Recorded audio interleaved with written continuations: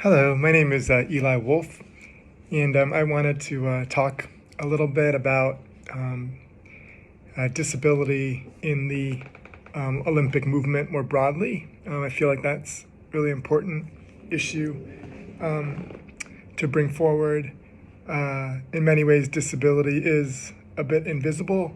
It's not currently in the Olympic Charter. In Principle 6 that talks about non-discrimination and identifies a number of different categories. Disability is currently not listed there. But if you think about people with disabilities within all aspects of the broader Olympic movement, whether that's as athletes, as administrators, as media, and all the different types of roles that people across the board are taking part in the Olympic movement. But then if you think about it in terms of the fact that there is also the Paralympics, there's Special Olympics, and also the Deaf Olympics, it's just really important to recognize that, disability is an important aspect and part of the Olympic movement. And so how do we kind of make sure that we are articulating that? Another aspect of this is that the International Olympic Committee is part of the United Nations, and the United Nations has the Convention on the Rights of Persons with Disabilities, and a strong pillar within the United Nations system is around disability, and so there is a strong emphasis and a rationale. The United Nations Human Rights Council did a recent report on Article 30 of the Convention on the Rights of Persons with Disabilities that's focusing on sport, recreation, and it emphasized the importance of disability being articulated by the broader sport system, international federations, and sport organizations. So.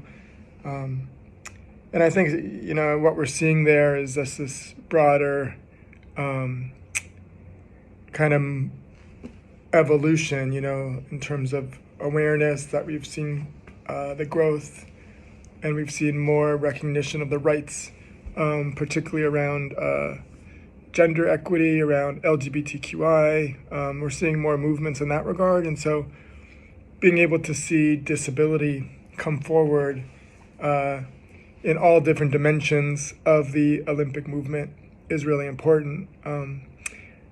During Tokyo, we were able to organize more than 100 organizations and stakeholders to communicate the importance of disability. And part of what is happening is that we're hearing that the International Olympic Committee is working on its human rights strategy. And so, among other things, that disability will hopefully make its way into that initiative. And hopefully we will continue to raise the awareness that disability is very much a part of the broader Olympic movement in many different areas, in many different ways, and that it's important that it's really articulated in a very visible way, and that we, given that there is a lot of foundational work in the broader disability rights movement, in the human rights space, to articulate the importance of inclusion, and when we are talking about non-discrimination and human rights, that disability is an essential pillar. So for any international organization, that's working in the sports sector, any international federation, FIFA, the International Olympic Committee, all the other bodies, that disability needs to be really essential within that framework. So I want to be able to just shed a little bit of light on that issue, and thank you all for the opportunity.